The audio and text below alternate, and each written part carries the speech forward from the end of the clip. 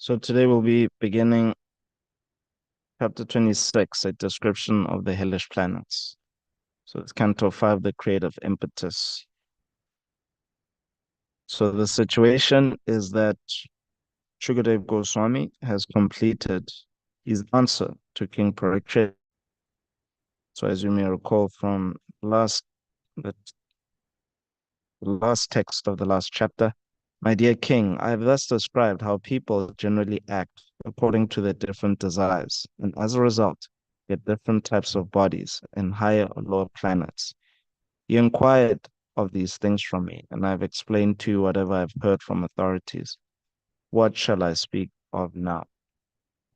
So Shukadev Goswami, in his description of um, the Shishumara planetary system, the Jambudvip, basically this is a whole description of samsara. So every morning we are glorifying the spiritual master and thanking him for saving us from this wheel of samsara. So now he's going to be describing the hellish planets. So we'll read the chapter summary and then we'll go into the first verse. Narayanang namaskrityam naram chaiva narottamam devim saraswatim vyasam tato jayamudirayat nashtaprayashva bhadreshu nitam bhagavata sevaya bhagavatuttama shloke bhaktir bhavati naishtiki.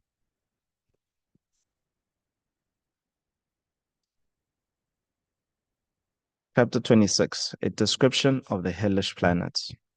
The 26th chapter describes how a sinful man goes to different hells, where he is punished in various ways by the assistance of Yamaraj, as stated in the Bhagavad Gita 3:27. Prakriti kriyamanani gunai karmani sarvashaha sankara vimudatma tahamiti manyate. Quote, the bewildered spirit soul, under the influence of the three modes of material nature, thinks himself to be the doer of activities which are, in actuality, carried out by nature. The foolish person thinks he is independent of any law. He thinks there is no God or regulative principle, and that he can do whatever he likes. Thus he engages in different sinful activities, and as a result, he is put in different hellish conditions, life after life, to be punished by the laws of nature. Basic principle of his suffering is that he foolishly thinks himself independent, although he is strictly under the control of the laws of material nature. These laws act due to the influence of the three modes of nature, and therefore each human being also works under three different types of influence. According to how he acts, he suffers different reactions in his next life or in this life. Religious persons act differently from atheists, and therefore they suffer different reactions.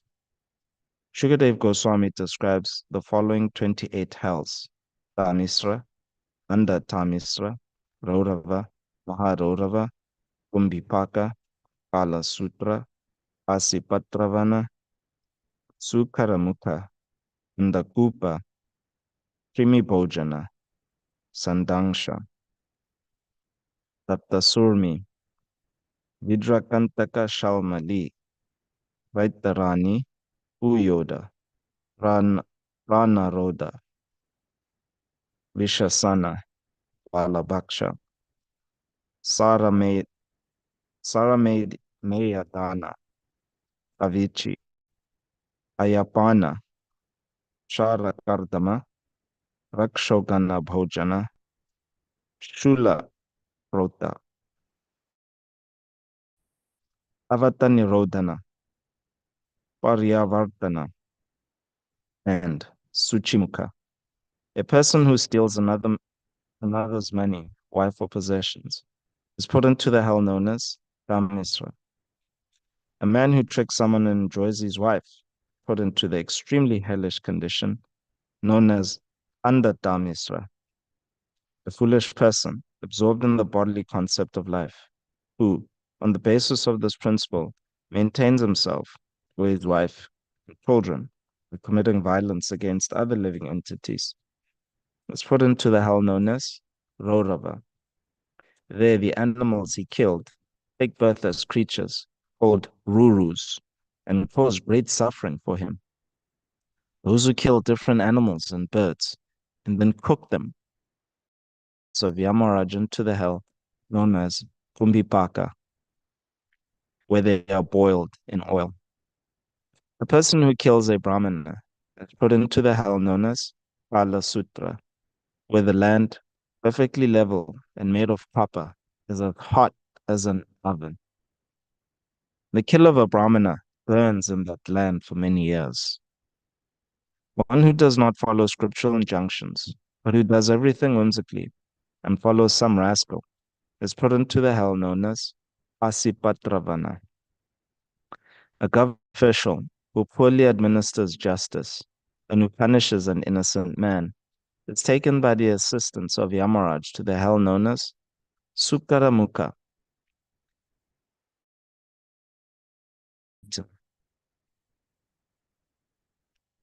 God has given advanced consciousness to the human being.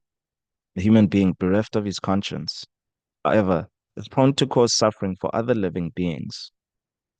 The assistance of Yamaraj puts such a person into the hell known as Andakupa, where he receives proper punishment from his victims. Any person who does not receive or feed a guest properly, but who personally enjoys eating, is put into the hell known as Krimi Bhojana. An unlimited number of worms and insects continuously bite him.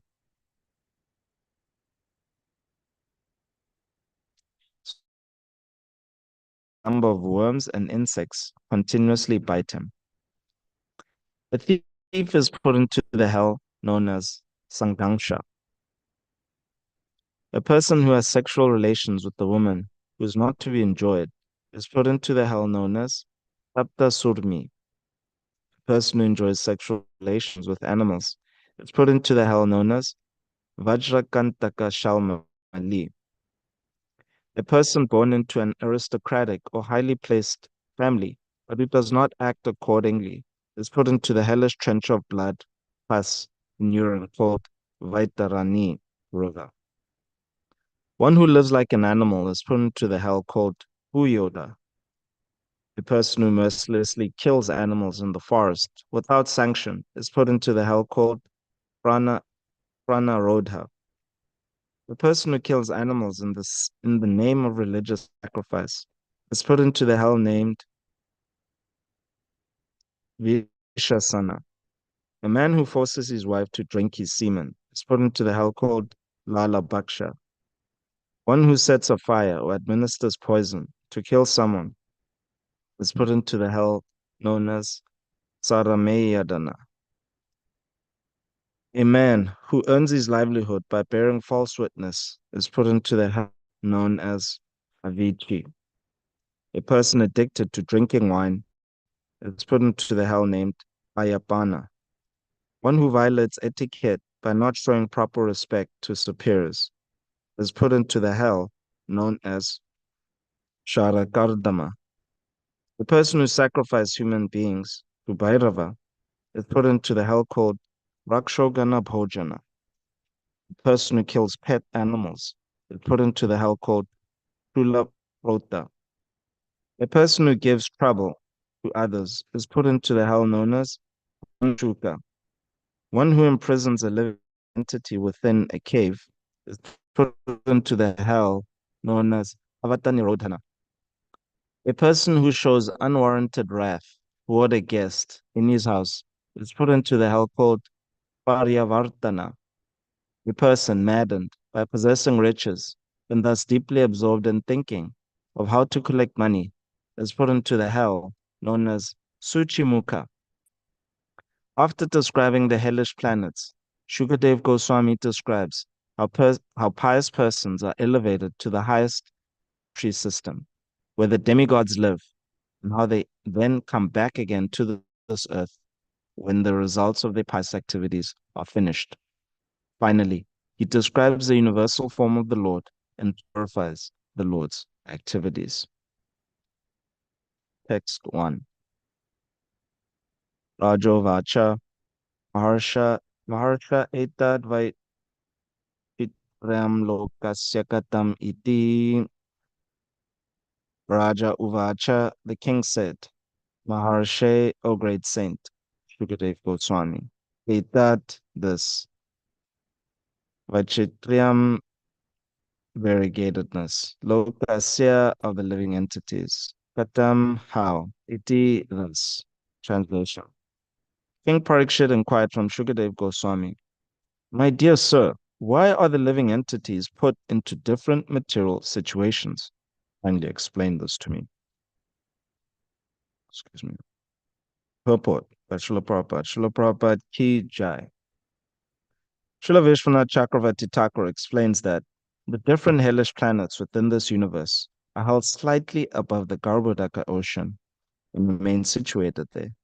This chapter describes how all sinful persons go to these hellish planets and how they are punished there by the assistance of Yamaraj. Different individuals with different bodily features enjoy or suffer various reactions according to their past deeds. Om Gyana Timirandasya Gyananjana Shalakaya Chakshur Unilitan Yena Tasmai Sri Gurave Namaha Namo Om Vishnu Padaya Krishna Prishtaya Bhutale Shumate Bhaktivedanta Swaminiti Namine Namaste Saraswati Deve Gauravani Pracharine Nirvishesha Shunyavadi Paschatya Teshatarine Jai Shri Krishna Chaitanya Prabhu Nityananda Shri Advaita Gadadhara Shivasari Gaura Bhaktavrinda Hare Krishna Krishna Krishna Hare Hare Hare Rama Rama Rama Hare Hare. Rajo Vacha Maharsha Etad Vaichitriam Lokasya Katam Iti.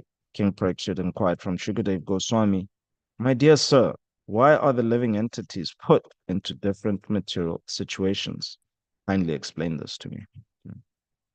So we're hearing this chapter describes the manifestation of independence, acting independently of the Supreme Lord and his law. So Prabhupada writes here um, in the chapter summary, the basic principle of his suffering is that he foolishly thinks himself independent, although he is strictly under the control of the laws of material nature. So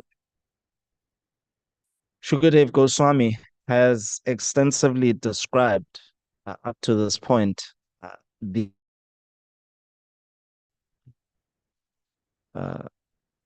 you may recall in the third canto where he's describing the conversation between Kapila Dev and his Mother Devahuti. In there, Kapila Dev describes how the living entity is actually, he comes into being. So basically, the body of the living entity is a microcosm of the universe. And the combination of material elements, basically, they come into a similar combination around the spirit soul. So there's the spirit soul, and the spirit soul is uncovered by this false ego. We learned from the previous chapter that the presiding deity of false ego is Anantadev. And then this false ego then combines with the time element, and it produces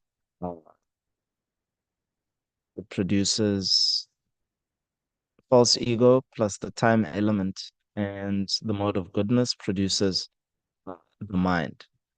False ego plus the time element, the mode of passion produces intelligence. And then false ego with ignorance plus the time element produces the senses. And the senses is basically your body, what you actually see in the mirror. It's a bag of senses.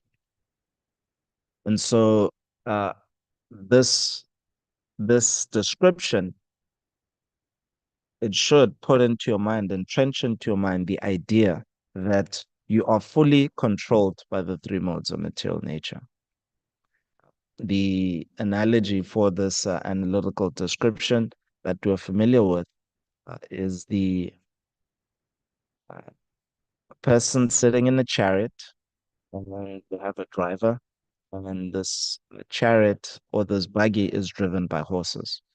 So when you see the Amish driving on the road here in central PA, Spruce Hill, you should immediately think, oh, yes, that is my situation. Um, so typically, the Irishman, he has a passenger, and usually it's his wife. They're a young couple. Um, yeah, yeah, I don't think, yeah, they have to be married for him to have a buggy. It's part of the rites of passage. So it's usually his wife. So you can just think of yourself as, yes, I'm there as a passenger in this cart, in this buggy, and it's driven by horses. So the horses, there's five of them. So it would be a bit awkward to actually picture a buggy driven by an odd number of horses. But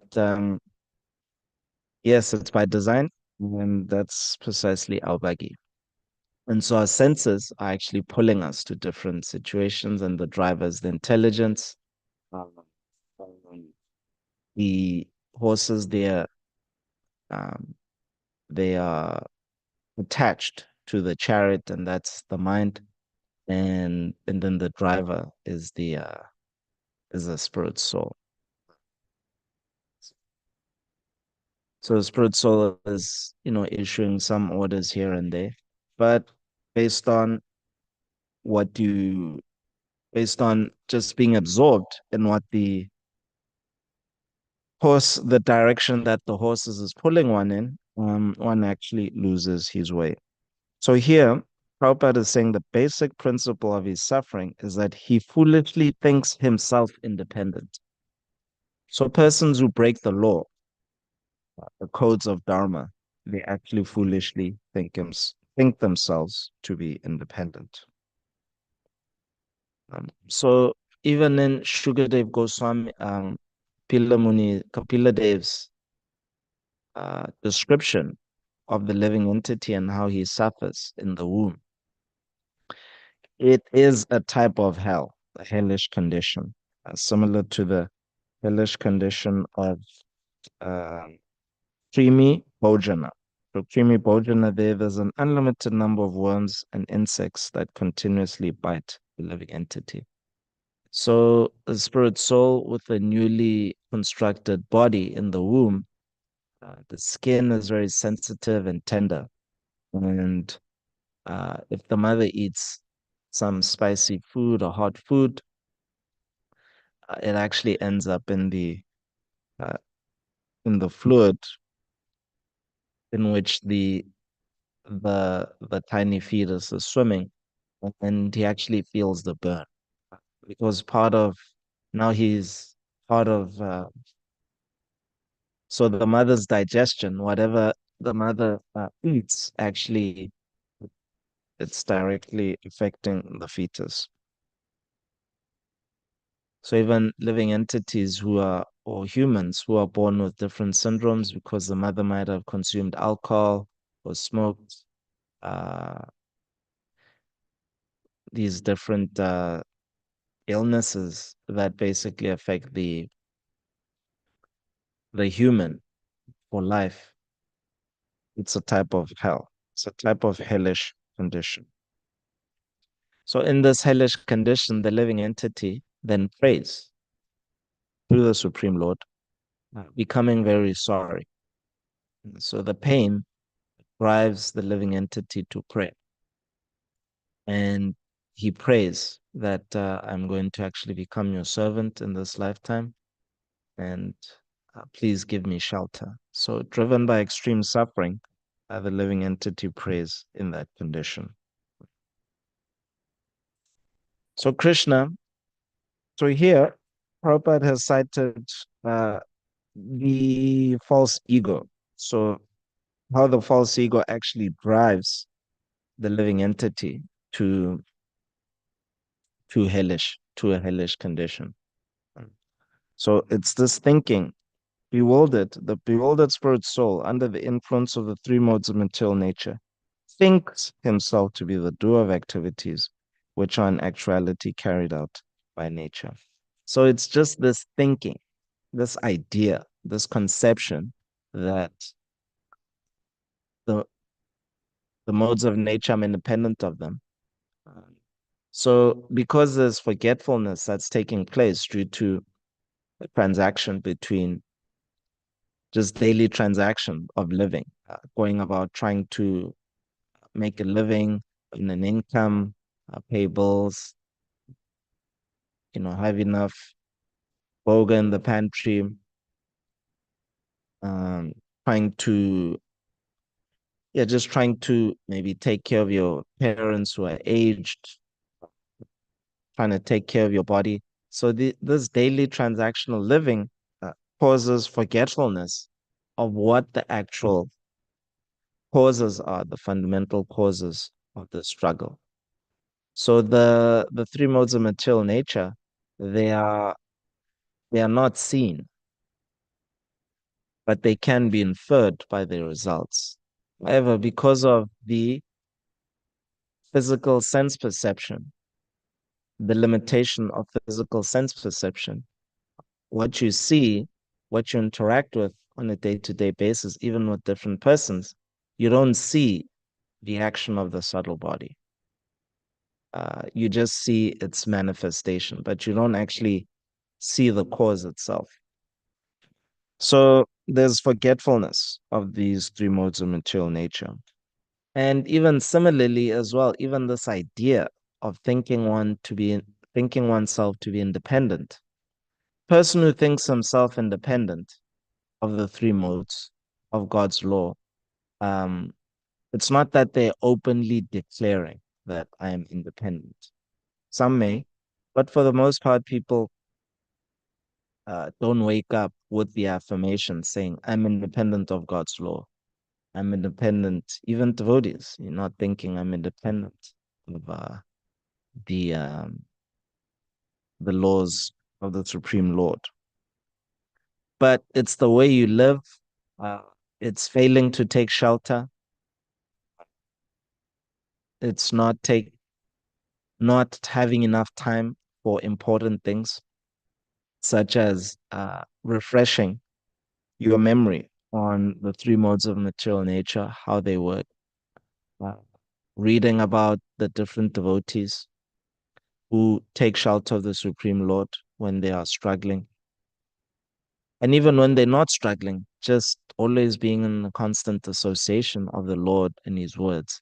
So it's this failure to actually refresh the memory and always remembering the Supreme Lord. This failure results in forgetfulness. And as a result of this forgetfulness, all you're left with is a way living independently of the Lord's Supreme Lord's law. So here in the various planetary systems, there's 28 hells. Um, so just as people on this planet, they move from one country to the next. So some people go via legal immigration, some people go via illegal immigration, and uh, a more, yeah, being impelled by, if you're in a hellish condition, or in other words, you are oppressed. So somebody has captured you, and you're part of some trafficking circle, human trafficking circle. Then you get trafficked, and the illegal immigrant being forced to move from one place to the next. So if you've ever done a astrological reading, um, and you find yourself at a certain place, it didn't happen by chance. You feel like, okay, I actually planned this. I legally moved to the US, and I went through an immigration process. but it was actually within your karma. And when you look at it, then you reflect back, oh, why did I move from South Africa uh, to the US? It's because of desire. So there was desire there. And so basically the three modes of material, and that desire originated from conditioning, consuming a lot of American media while growing up. And so conditioning, which is American media is produced under the three modes of material nature, that's actually what pushed me towards this place. Of course, it's all mixed. There's the sanction of the spiritual master. Uh, so when devotees find themselves in different places, uh, yes, on the forefront is the order of the spiritual master. But the spiritual master puts you in a situation where your false ego will be comfortable so that you can actually perform, execute the mission. In other words, gradually you relieve of the false ego. So it's not like he'll just say, okay, because our goal is the prayojana is pure devotional service. Okay, go to North Korea. I have no desire to go to North Korea. I don't have any past life experience in Southeast, in Far East Asia. So my false ego won't manage there. Uh, but my body was made in Africa, and so I can, if I was asked to go to another part of Africa, then there's a greater possibility of adapting to those living conditions. Similarly, a person who is from um, a very cold country, and then you ask them to go to an equatorial country and preach there, it's going to be very difficult because of the heat, you know. So that's externally, what to speak of even internally, the actual false ego as well. So it's all mixed. This is the point I'm making. It's mixed. But the mixture that we should see is that there's material desires. And these material desires, they are evidence of us actually wanting to be independent of the Supreme Lord. So Krishna, he also tells the same idea to Arjuna in the eighth. Abrahma Bhuvana Loka Punar Arvartino Arjuna Mam Upetya to Konteya Punar Janma Navidyate. From the highest planet in the material world down to the lowest. All are places of misery. All places of misery. When repeated birth take place, but one who attains to my abode, O son of Kunti, never takes birth again. So basically, after reading Srimad Bhagavatam and hearing Shukadev Goswami's description of the higher and the lower planetary systems, hearing about how the demons, they basically, through military conquest, take over Sarga Loka. And then Indra is forced into exile and he suffers. So here was the king of heaven, uh, the opulence of his capital, Aramavati. It's pretty extraordinary. Uh, you know, the traffic there of various vehicles. There's air travel, Vimana traveling, and the city is glowing. Everything is just shining. And so that's then actually gets captured. And with Indra, the kind of suffering he experiences, it becomes more acute. Is basically what happens is that the demons conquer his city, and then he's forced into exile. And because demigods, they basically subsist on the taxes that living entities on different planets pay through sacrifice, the oblations that are offered into the fire. So this is system of distribution of taxes that's established within the universe. That's what he subsists on. Then he can't actually receive those. And so basically he has to ask his friends to come and help him because he's in hiding, he's in exile. And he he sits, I think he using his mystic power of anima siddhi, he basically hides in the stem of lotuses. And then the junior demigods, they come and offer him oblations. And so his wife, Mother Sachi, um she's in she's back at the capital. And then they ask somebody to I think this was after, well, this wasn't under the military conquest of Bali Maharaj, but after he killed Vitrasura. So Indra had to suffer the reactions of killing a Brahmin because not, he was Chitraketu in his previous lifetime. So he wasn't an ordinary demon. He was a demon by being cursed. And he had to suffer the reactions. And so he had to actually leave his capital city and suffer the reactions. And so after he left, there was a person by the name of Nahusha. So Nahusha then became the regent of heaven. And so he took over. And so, being intoxicated by the power and the opulence, he then wanted to actually enjoy Mother Sachi. So, this is Indra's wife. And so then he got cursed by Agastya Muni. And, and the curse was that he became a snake. And the Pandavas actually meet him, this Nahusha. While the Pandavas are also in exile, they also meet. So, the losing your fortune and gaining it, it's not just a characteristic of um, just free market capitalism.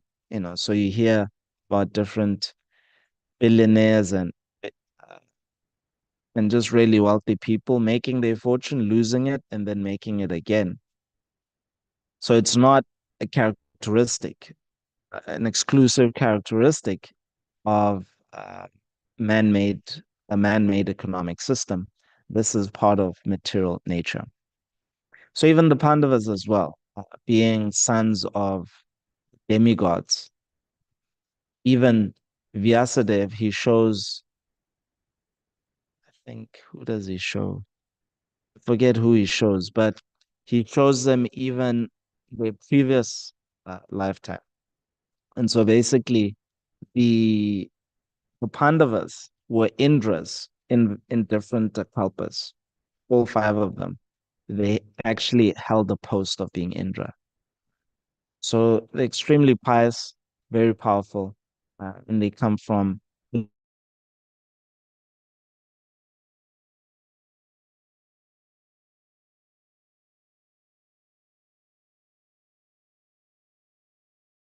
Then Yudhishthira Maharaj had established uh, this,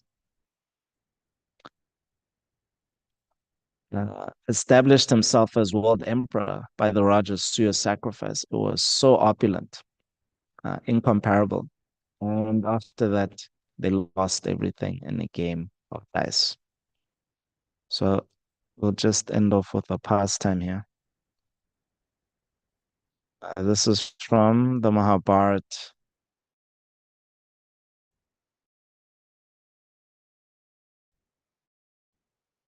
Dharma Prabhu. The ever-proud Bhima, devoid of fatigue, filled the skies with these shouts, crushed mountain peaks by kicking them, Ranging along the mountainside, he saw large serpents retreat into caves. As they heard him approach, Bhima pursued them along the rocky plateaus. Suddenly, he came upon a terrible looking serpent. It lay coiled at the mouth of a great cave, entirely blocking its entrance. Its skin was yellow with black spots, and inside its yawning mouth were four fangs. As the snake glared about with its copper colored eyes, its forked tongue licked the corners of it. Bhima stopped and gazed at the serpent. It looked like a grim destroyer as it lay hissing as if it reprimanded him. As Bhima came closer, the snake suddenly seized him and entwined its coils around him. Bhima felt his strength draining from his body, and despite his efforts, he was unable to extricate himself. He trembled and fell unconscious for several minutes. As he returned to consciousness, he considered his predicament. How had it succeeded in overpowering him? Bhima again exerted himself, but found that he was unable to move. Clearly, this was not an ordinary snake. He decided to ask the creature its identity. O best of serpents, kindly tell me who you are and what you will do with me. I am Bhimasena, Pandu's son and Dharmaraja's brother. With my bare hands alone, I have slain in battle countless lions, tigers, buffaloes, and elephants. Not even the celestials can stand against me. How is it, then, that you have succeeded in overpowering me? Is it by virtue of a particular science or boon that you possess such power? The serpent's voice was solemn. Almighty Armed One, I've been hungry for a long time. Therefore, it is my good fortune that you have arrived here. You must be the food ordained for me by the gods. Now listen as I explain how I came to live in a serpent body. My name is Nahusha, and I am a royal sage. After attaining heaven, I was cursed by Agastya Rishi and fell to earth as a snake. Thus, you are my hero. But that will not stop me from eating you. Whatever falls within my grasp during the middle of the day, be it a cow, a buffalo, or even a human, becomes my next meal. Agastya promised that whomever I seize will lose his strength. Thus, you have been overcome by virtue of that sage's power. Agastya also told me that I would be freed from this curse when someone could answer my questions about the relationship.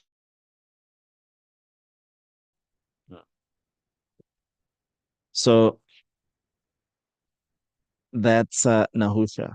So he fell into a very hellish condition uh, from a royal sage. He was the regent of the heaven, and he fell into this situation. So then, yeah, you can read about it. It's very interesting narration. But Yudhishthir Maharaj will come and you'll actually answer Nahusha's questions. And again, uh, the relationship between the soul and the supreme being. And so, understanding that we are dependent on the Lord, this is part of Sambandha Gyan. And this is actually how we'll become freed. So by seeing how we are dependent on the Lord, seeing how we're dependent on the devotees, uh, hearing, seeing how we're dependent of Radha Damodar as our daily meditation and our daily practice, we will material desire. This is what propels the living entity into hellish conditions, and we will be permanently freed from this cause, and therefore we can enjoy an eternal life of happiness with the Supreme Lord, free from this thinking that I am independent of Krishna. Hare Krishna. Are there any questions, reflections, or contentions?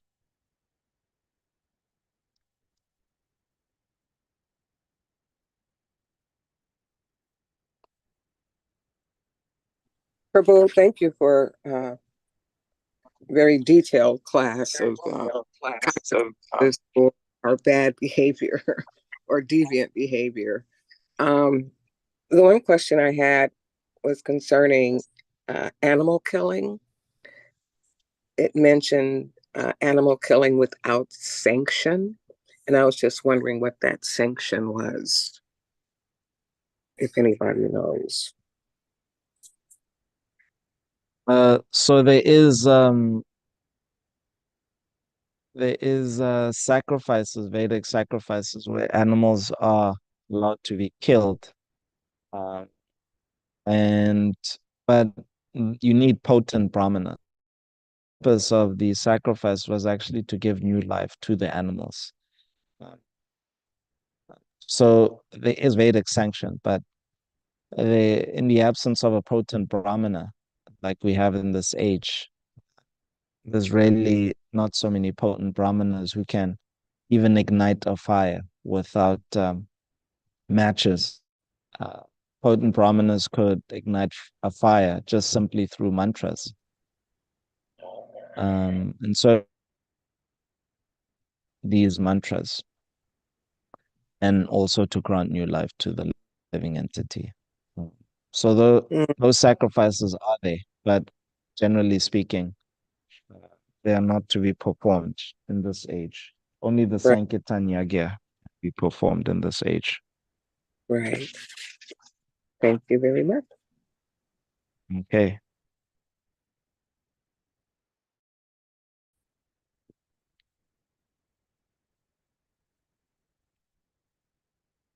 Any other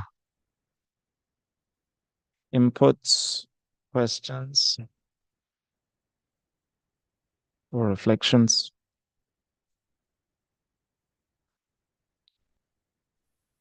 Hare Krishna Prabhu. I want to thank you for a really nice class. I'm really sorry that it ended. I'm really enjoying your narrations and as you told me earlier, that's one of me. I wish it would go on, Yeah. but that's a good time.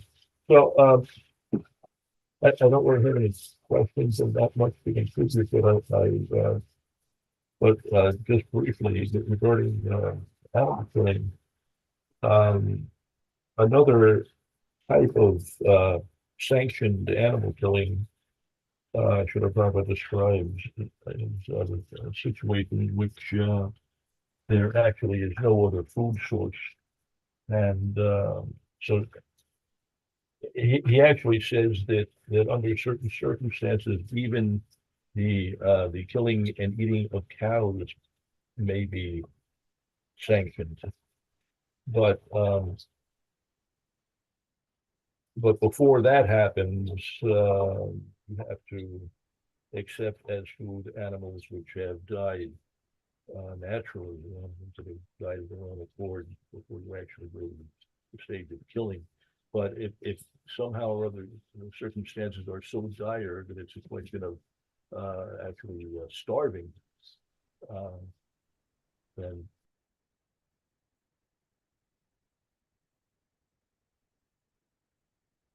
You're muted, Prabhu. You're muted. sorry. Another type of sanctioned animal killing is um, in the case of the Kshatriyas, they are allowed to hunt animals in the forest as a type of practice to hone their skills um, and to how do you say they require for their service or their occupation they need to be comfortable with killing. So they perform killing as a social service. They kill animals that are dangerous to the human beings, animals which may pose a threat to the life um, or livelihood of the humans. And in that way, they get practice and experience in the arts of killing. So these are two additional types of thinking animal killing. That's all I have. Hare Krishna. Thank you, Prabhu. Hare Krishna. Thank you for that detailed explanation, Tarka Prabhu.